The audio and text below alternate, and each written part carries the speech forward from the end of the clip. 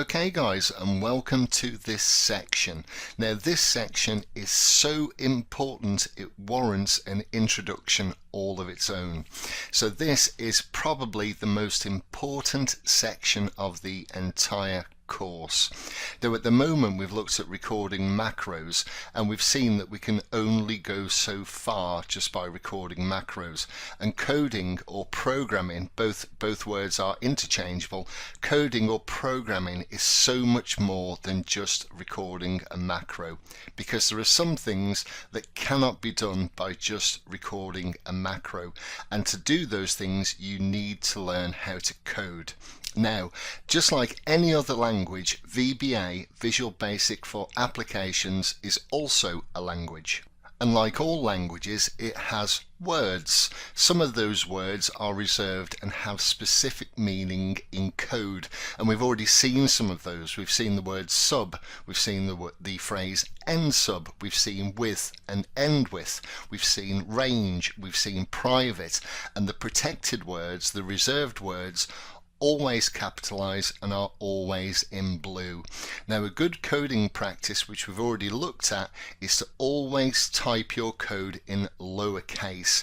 That way when you hit enter or you click off the line, any reserved words will automatically be capitalized and automatically turn blue.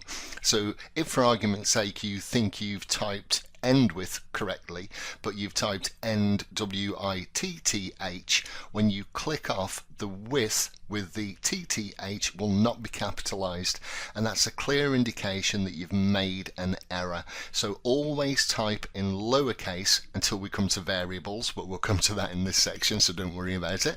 But always type in lowercase, and that way anything that's a protected word, a reserved word, will automatically capitalize and turn blue for you.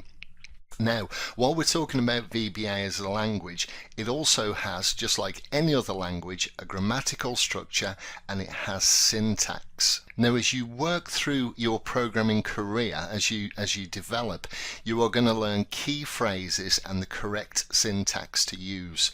Now, rather than learn them through repetition, learn them once, remark them well, that is, add an apostrophe and that green writing just before the line of code, and that way you will always know what it does, and it also makes debugging your code an awful lot simpler.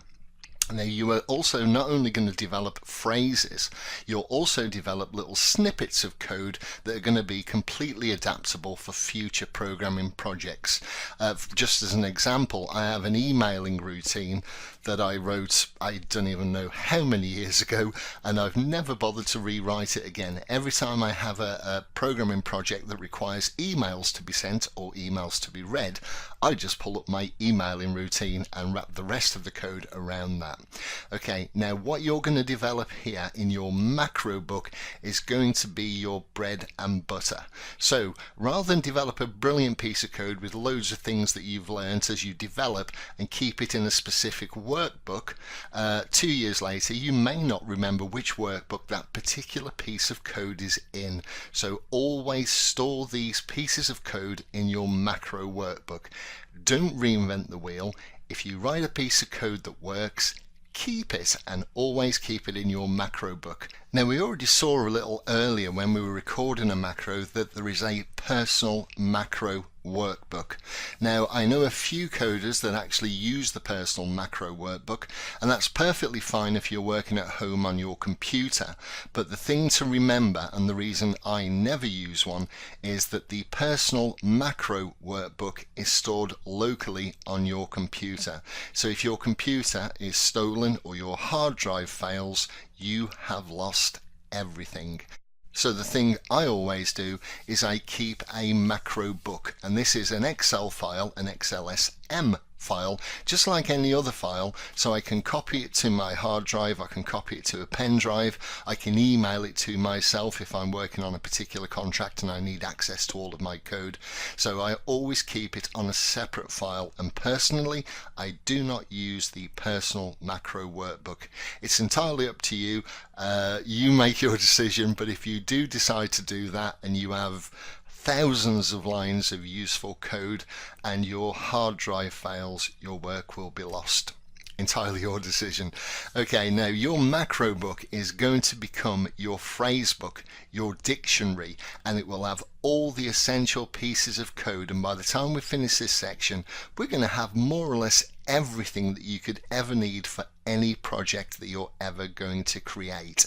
And you are limited only by your imagination. If you can describe it, there is every chance that you can automate it with a bit of programming behind it.